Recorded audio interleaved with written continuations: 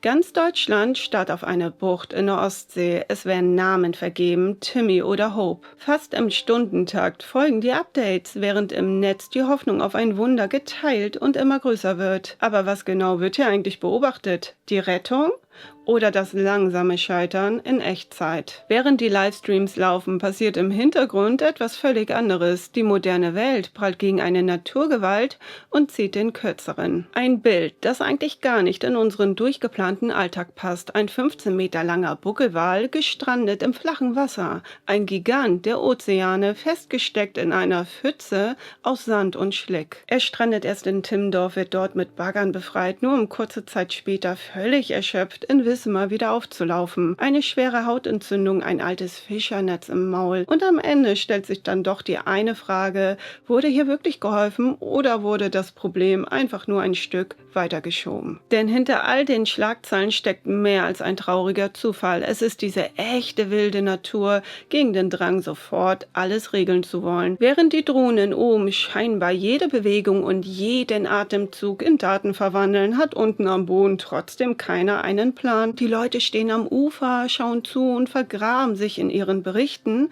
aber am Ende erreicht man ihn nicht wirklich. Vielleicht ist man einfach nur verdammt gut darin geworden, beschäftigt auszusehen. Der Bagger wird zum Symbol, die Sandbank verschwindet, aber das Netz und die Krankheit bleiben. Man gräbt weg, was im Weg war, lässt das Kernproblem aber eiskalt liegen. Ist das am Ende noch Hilfe oder nur noch ein Häkchen auf einer To-Do-Liste? Es scheint eine Gewohnheit geworden zu sein, Probleme nicht zu lösen, sondern sie nur aus dem Sichtfeld zu drängen. Und dieser Widerspruch zieht sich leider durch jede Minute dieses Dramas. Ein hochintelligentes Säugetier kämpft um jeden Atemzug, aber am Ufer wird erstmal darüber diskutiert, wer das Sagen hat und wer dafür haften muss. Wenn Leid zum Aktenzeichen wird, verliert es seine Dringlichkeit. Es wird zur Sache, die man abarbeitet, und Papierkram hat keine Eile. Man fühlt sich sicher, weil alles aufgeschrieben ist, während das Tier auf der Sandbank langsam verreckt. Es klingt zwar vernünftig und fast schon fair, dass der Wal selbst entscheiden und Energie sammeln soll, aber was genau soll ein Tier entscheiden, das krank, schwach und völlig desorientiert wirkt? Denn kaum hat er ein bisschen Kraft, schwimmt er auf die nächste Sandbank. Also ist das wirklich der Plan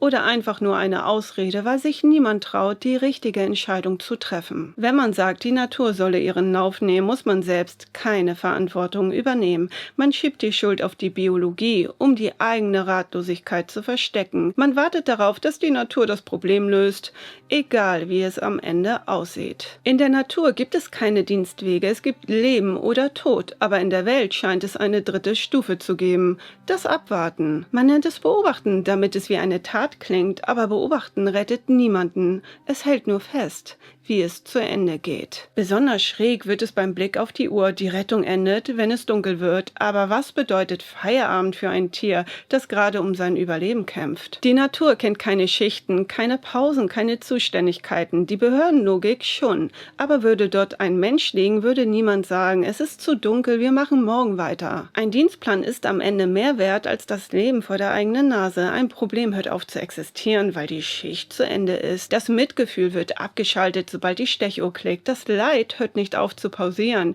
das Interesse daran schon. Und die Geschichte, der Wal solle am Ende alles selbst entscheiden, klingt doch eher wie eine billige Ausrede, denn Verantwortung schützt sich hier nicht durch Handeln, sondern durch Abwarten, vor Fehlern, vor Ärger. Denn wer anpackt, kann etwas falsch machen. Wer nichts tut, hält sich an die Vorschrift. Denn solange niemand sagt, wo es lang geht, kann am Ende auch niemand die Schuld dafür bekommen, dass Meeresbiologen wie Robert Mark Lehmann nach Hause geschickt werden, obwohl er einen Draht zum Tier hatte, macht eine besondere Dynamik sichtbar. Man diskutiert lieber über das Scheinwerferlicht, um nicht über das eigene Versagen im Dunkeln sprechen zu müssen. Die Bühne der Eitelkeit ist also wichtiger als das Überleben eines Tieres, das keine Stimme hat. In dieser Welt ist scheinbar eine Rettung erst dann okay, wenn alles dreifach abgesichert ist, durch Stempel, Gutachten, Beschlüsse. Wer einfach macht, stört die Ordnung. Und wenn man von Optimismus spricht, obwohl das Tier tagelang mit einem Netz im Maul planlos im Kreis schwimmt, dann ist das kein echter Optimismus. Es ist eher eine Geschichte, die man sich selbst erzählt, um die Situation auszuhalten. Eine Story, die man man braucht, um sich selbst zu beruhigen. Der Wal in der Ostsee ist ein Spiegel für eine Gesellschaft, die sehr mit ihren eigenen Regeln beschäftigt ist,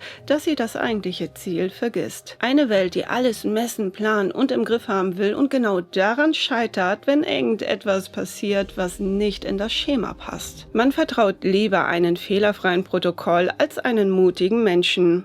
Am Ende hat man den Wal zwar nicht gerettet, aber man hat wenigstens alle Formulare vorher korrekt ausgefüllt. Was passiert eigentlich, wenn die Bürokratie funktioniert, aber am eigentlichen Problem vorbeiläuft? Wenn die Verwaltung alles richtig gemacht hat, aber das Leben am Ende weg ist? Was denkt ihr darüber? Schreibt mir eure Gedanken dazu in die Kommentare. Vielen Dank fürs Einschalten. Auf Wiedersehen, ne?